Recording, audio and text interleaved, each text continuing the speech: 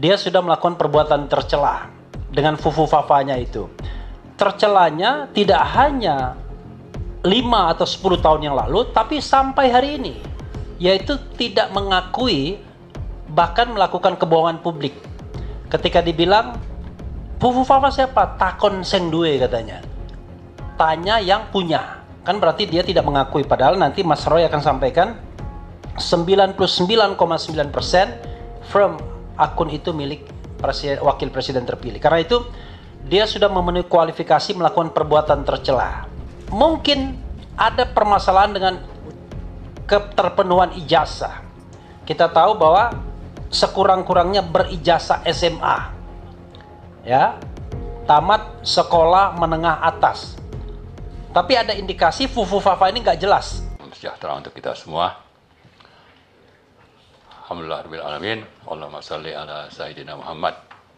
Pertama-tama terima kasih banyak kepada Pak Tamsil yang akhirnya kita bisa diterima hari ini untuk menyampaikan aspirasi terutama setelah sekian lama. Harapannya sih sebelum pelantikan presiden, Pak. Tapi oke, terlambat nggak apa-apa.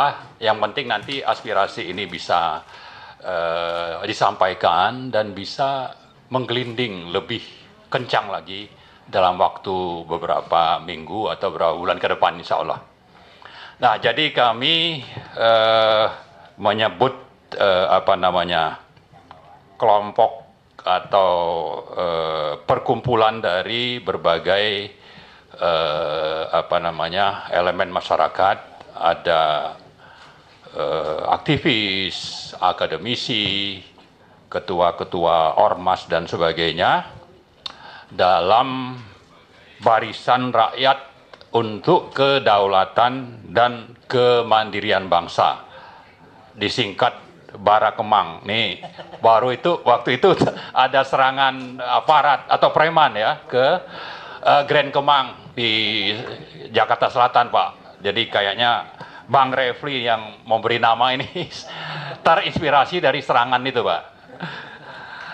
Oke, jadi intinya sebetulnya kami menyampaikan paling utama itu terkait dengan masalah fufu-fafa. Mungkin ada isu kedua soal yang terkait dengan presiden sebelumnya. Tapi itu mungkin hal yang kedua lah.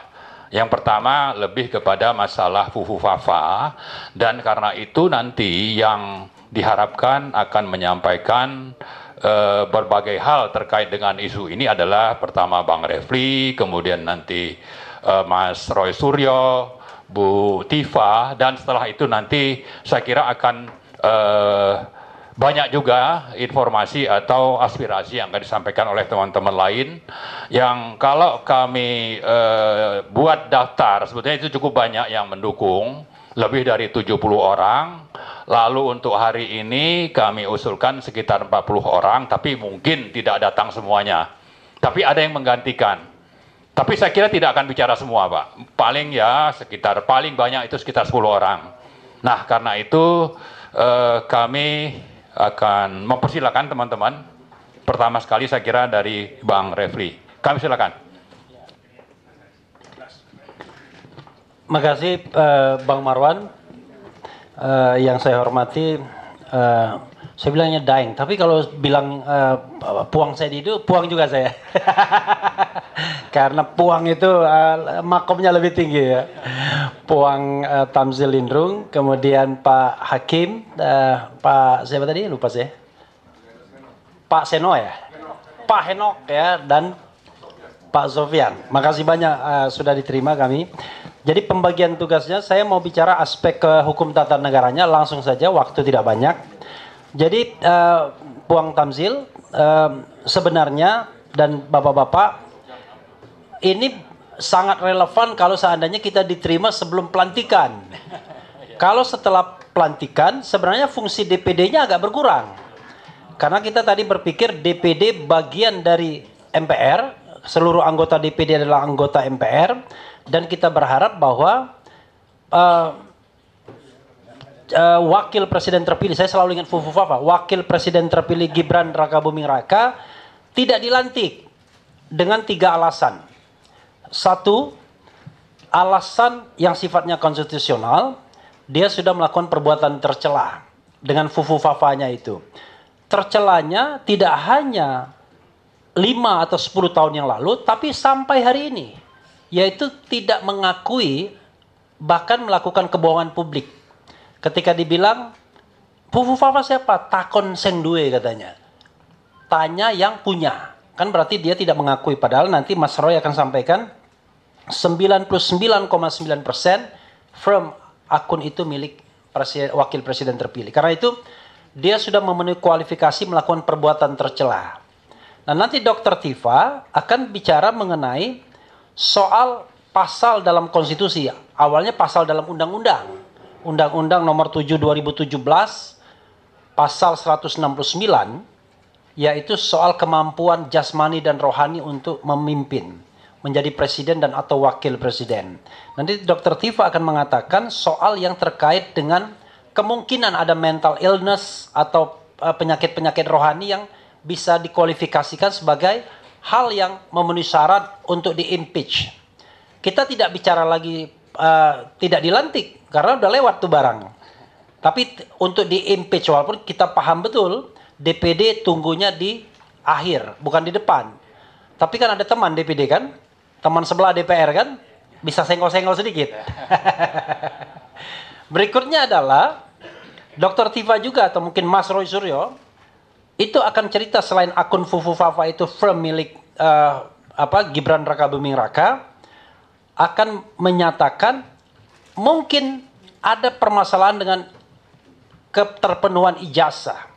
Kita tahu bahwa sekurang-kurangnya berijazah SMA, ya, tamat sekolah menengah atas. Tapi ada indikasi Fufu Fafa ini nggak jelas tamat atau enggak.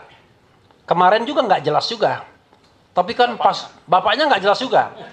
Tapi kan pasukan bapaknya banyak ini. Di DPD pun banyak ya pasukan bapaknya, ya kan? Karena itu 5 tahun safe dia. Tapi kalau bisa dibuktikan bahwa ijazahnya pun palsu, maka kita harus tinjau segala fasilitas sebagai mantan presiden. Ini kan konsekuensi ketatanegaraannya. Ini aja singkatnya. Kalau kita menggunakan pasal konstitusi, sekarang kita tidak lagi menggunakan pasal undang-undang nomor 7 2017, tapi pasal konstitusi, maka setidaknya dalam pandangan hukum tata negara saya, dan insya Allah teman-teman juga, bahwa Gibran Raka Buming Raka memenuhi kualifikasi untuk di-impeach karena persyaratan SMA, ijazah SMA, persyaratan kemampuan secara rohani, dan persyaratan karena sudah melakukan perbuatan tercela. Jadi 3 hal tersebut relevan untuk disampaikan. Itu yang bisa saya sampaikan karena harus berbagi. Dan terakhir saya mengeluh. Susah sekali masuk gedung DPD ini. Tidak seperti 5-10 tahun yang lalu. Makin lama gedung ini makin eksklusif, makin susah dijangkau, makin parah. Makanya kemudian DPR juga. Dan ternyata DPD tidak diakui di depan sama Satpam. Yang diakui kami pegawai DPR katanya, bukan pegawai DPD. Wabillahi taufiq wal hidayah. Wassalamualaikum warahmatullahi wabarakatuh.